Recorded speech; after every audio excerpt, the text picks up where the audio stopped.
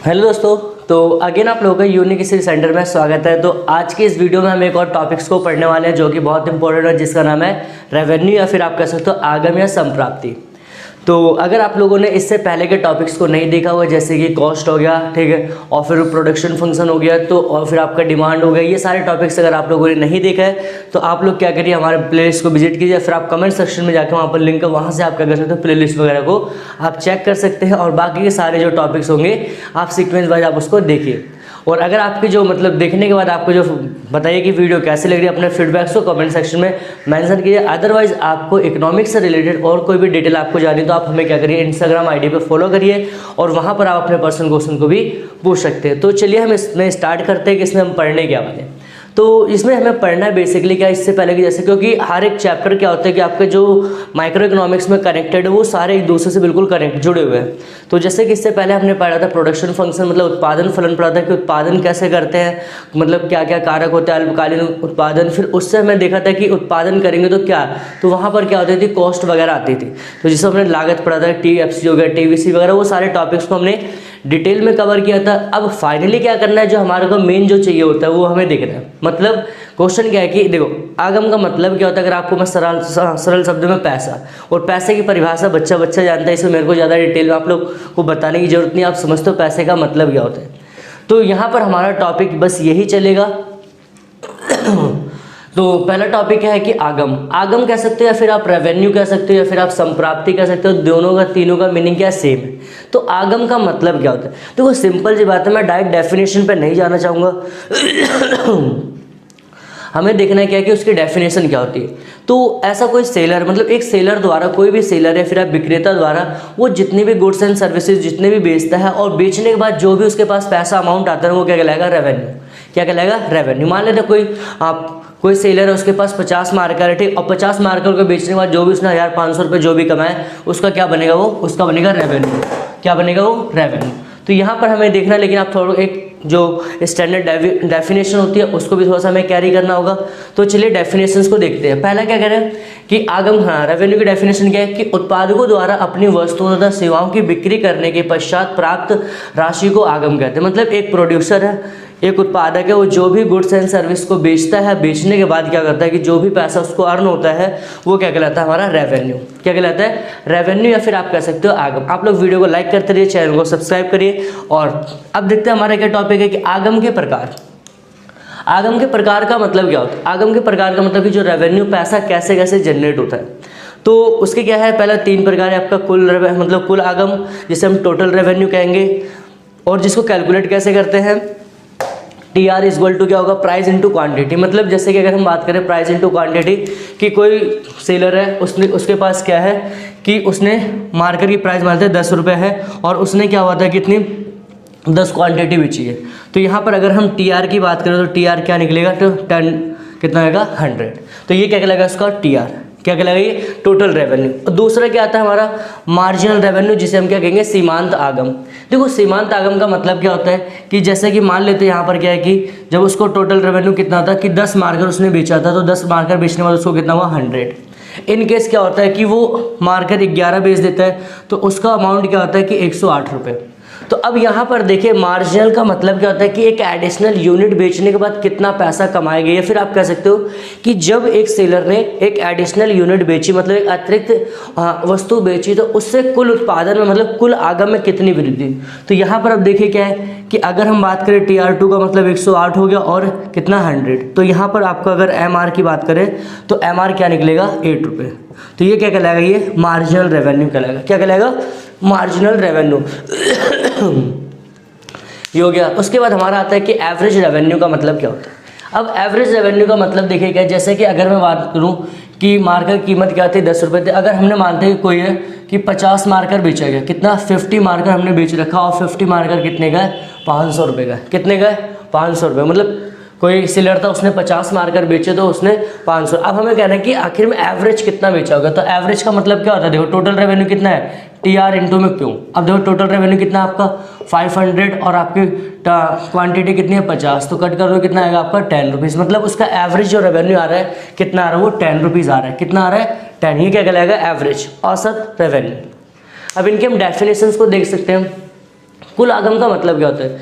तो सिंपल सी बात है कि कोई भी सेलर है, कोई भी विक्रेता है, वो अपने उत्पादक द्वारा सभी वस्तुओं तथा सेवाओं की बिक्री करने के पश्चात उत्पादकों द्वारा सभी वस्तुओं तथा सेवाओं की बिक्री करने के पश्चात प्राप्त राशि को कुल आगम कहते हैं। मतलब कोई भी सेलर है, उसके पास जो भी क्वांटिटी जितनी भी, वो सारी बेचने के बाद जो भी उसका पैसा आएगा वो क्या कहलाएगा? Total revenue.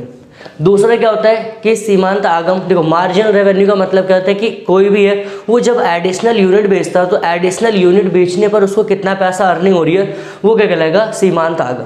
क्या कहलाएगा? वो सीमांत आगम।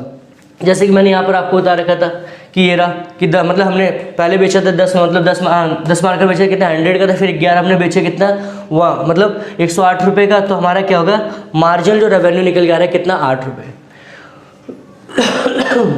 फिर उसके बाद कह रहे हैं कि एवरेज रेवेन्यू क्या होता है? मतलब एवरेज रेवेन्यू का मतलब सिंपल क्या होता है कि कुल आगम को उत्पादन की इकाइयों से भाग देने के बाद पश्चात प्राप्त राशि को हम क्या कहते हैं? Average revenue. मतलब कि जितना भी आपका टोटल रेवेन्यू आएगा तो वो टोटल रेवेन्यू जितना भी क्वांटिटी होगी, जितनी भी क्वांटिटी का पैसा है वो आप उसको क्या करिए? डिवाइड कर दीजिए और उससे जो प्राप्त आपको अमाउंट होगा वो क्या कहलाएगा? आपका एवरेज रेवेन्यू। तो जो एवरेज रेवेन्यू होता है वो क्या प्राइस के बराबर होता है, ये हमें प्रूफ करके दिखाना है। तो चलिए यहाँ पर देखते हैं। तो जैसे कि यहाँ पर हमारा पता है कि AR किसके बराबर होता है? प्राइस के। तो अब यहाँ पर देखो कैसे होता है वो हमें प्रूफ करके दिखाना है।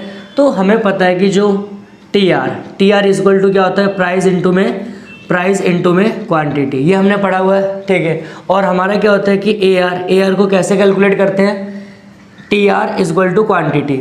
अब क्या करें हम कि जहाँ पर TR है उसकी जगह मैं क्या रख दूँ कि अगर AR इक्वल टू क्या होगा कि P इंटू में Q। तो यहाँ पर Q, तो Q से Q क्या होगा? कैंसिल हो गया। तो आपका बराबर क्या आ गया? AR इक्वल टू ये। तो मतलब आपको ये प्रूफ करके दिखाना होता है कि जो एवरेज रेवेन्यू होता है वो क्या प्राइस के बराबर होता है।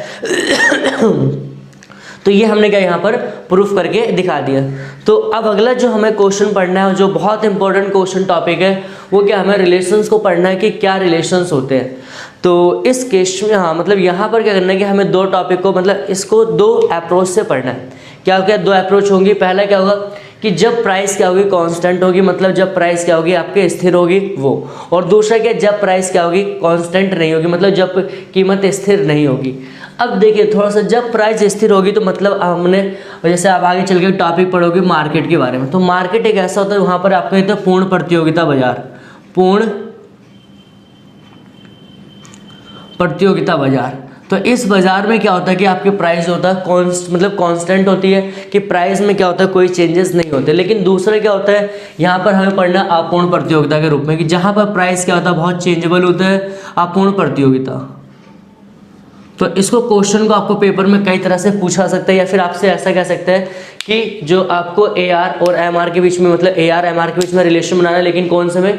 ये पूर्ण प्रतियोगिता के रूप में। ये सारे टॉपिक को देखना है। तो यहाँ पर दो अप्रोच होगी, पहली हमारी है, सेकेंड ये। तो लेकिन जो हमारी फर्स्ट अप्रोच होगी उसको भी हम दो कैटेगरी में पढ़ेंगे। अगर मैं फर्स्ट की बता दूँ कि जो हम ये टॉपिक को जो कवर करने जा रहे हैं यहाँ पर, इसको भी दो अप्रोच से पढ़ेंगे।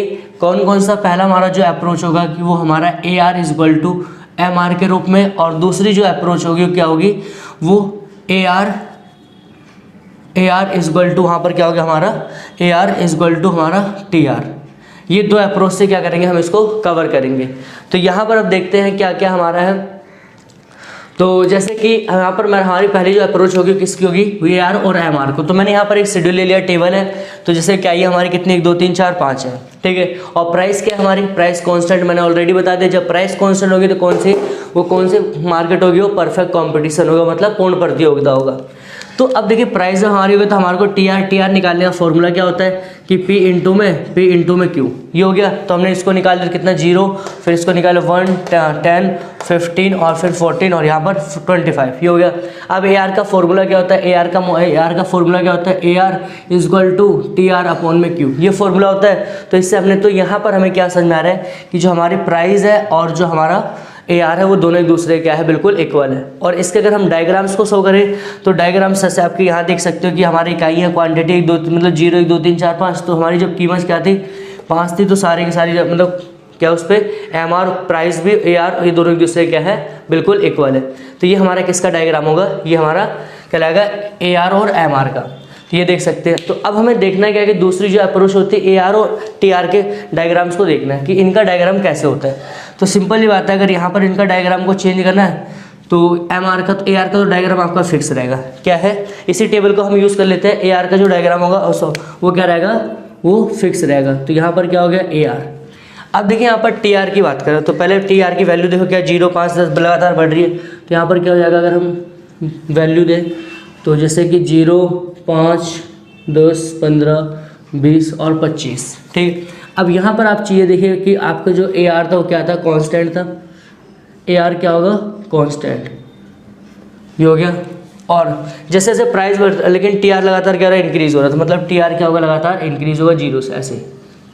ये क्या कहलाएगा, ये TR। तो अब यहाँ पर देखिए सारे के सारे क्या है कि हमारा कि TR लगातार क्या हो रहा है, यहाँ पर क्वांटिटी हमारी क्या हो रही है, लगातार बढ़ रही है। तो सेम एज इट इज़ क्या होगा कि यहाँ पर जो TR की वैल्यू होगी वो भी क्या होगी, इंक्रीज होने का मतलब देखिए क्या है, यहाँ पर एक प्रोपोर्शन देखिए कौन सा है। यहाँ पर अगर इनके बीच में आप प्रोपोर्शन को देखो तो क्या है, बिल्कुल डायरेक्ट, क्या है, बिल्कुल डायरेक्ट प्रोपोर्शन, मतलब कि 5-5 का गैप आ रहा है। यहाँ पर अगर हम बात करें हर एक पॉइंट पे क्या हो रहा है कि जो एडिशनल यूनिट अगर बेची आ रही है टोटली कितनी है, फिक्स है, कितनी है, 5 है। तो ये डायग्राम हमारा क्या था, किस पे, वो जब प्राइस कांस्टेंट होती है परफेक्ट कॉम्पिटिशन में, और दो केसेस में कौन कौन सा, AR, MR, और दूसरा टॉपिक क्या था हमारा, AR और TR के रूप में। तो अगली जो वीडियो में हम बात करेंगे वो हम बात करेंगे जब प्राइस कांस्टेंट नहीं होती है तो उस केस में क्या होता है कि उस केस में, और जब प्राइस कांस्टेंट नहीं होती है लेकिन उस केस में क्या होता है कि हमारा जो इम्परफेक्ट कंपटीशन में कैसा डायग्राम होता है, उनके बीच में रिलेशंस क्या होते हैं, वो सारी चीज़ें। अब रिलेशन भी आप इसमें बना के लिख सकते हो कि जो मतलब TR हो गया, TR और TR की कैसे, TR जो हमारी क्वांटिटी होती है उसको कहाँ एक्स अक्ष पे, और जो मतलब जो TR वगैरह होता है उसको कहाँ वाई एक्स अक्ष पे क्या होता है, मतलब निरूपित किया जाता है। मैं 2 से 3 टॉपिक को कवर करना, वो क्या है कि मैंने आपको लास्ट में बताया था कि जो रिलेशंस होते हैं दो अप्रोच से पढ़ने थे। पहला क्या था कि जब प्राइस क्या हो, प्राइस विल बी कांस्टेंट और प्राइस विल नॉट कांस्टेंट, मतलब जब प्राइस स्थिर हो, जब कीमत स्थिर हो, और दूसरा कि जब प्राइस स्थिर ना हो। तो वहाँ पर जब हमने देखा था, लेकिन जो हमने फर्स्ट अप्रोच को देखा था उसमें भी 2 कैटेगरी पड़ी थी। परफेक्ट कॉम्पिटिशन जो हमने पढ़ा था वहाँ पर भी 2 कैटेगरी थी। पहला क्या था, AR और MR के रूप में, दूसरा क्या था, AR और इक्वल टू TR के रूप में। तो सेम एज इट इज़ अब हमें क्या करना है, इस वीडियो में हमें देखना है कि जब प्राइस कांस्टेंट नहीं होगी तो क्या करना है कि उस केस में भी हमें दो टॉपिक्स को देखना होगा। और ये क्या कहलाएगा आपका, मतलब अपूर्ण प्रतियोगिता। क्या कहलाएगा ये, अपूर्ण प्रतियोगिता। ये क्या होगा, अपूर्ण प्रतियोगिता। तो यहाँ पर भी हमें 2 अप्रोच को देखना है। पहला क्या है, AR और MR को, दूसरा क्या है, AR और TR को। तो करना कि यहाँ पर हमने जैसे कि टेबल ले रखी है, तो टेबल आपकी जैसे यहाँ पर देखो क्वांटिटी कितनी होगी, 1 2 3 4 5 तक, और जो प्राइस है, प्राइस क्या है यहाँ पर नॉट भी कांस्टेंट, मतलब प्राइस क्या होगी, स्थिर नहीं होगी। तो हमारी यहाँ पर प्राइस देखिए क्या 1 3 2 3 4 5, तो प्राइस क्या है, चेंजेबल है, ठीक है। अब यहाँ पर हमें TR निकालना, तो TR का फॉर्मूला कैसे होता है, P इंटू में Q। तो हमने यहाँ पर निकाल दिया P इंटू, मतलब अगर इनको करेंगे क्वांटिटी कितना आएगा 2, फिर 2 3 6 होगा, 3 4 12, और 4 5 20, और 5 6 30, ये आ गया। अब हमें MR निकालना है। तो सिंपल ही बात है कि MR निकालने का मैंने फॉर्मूला आपको बता रखा है कि जो TR होगा TR2 माइनस में TR1, इससे कर दोगे तो आपका क्या निकल जाएगा, MR। तो देखिए पहले तो आपका डैश आएगा।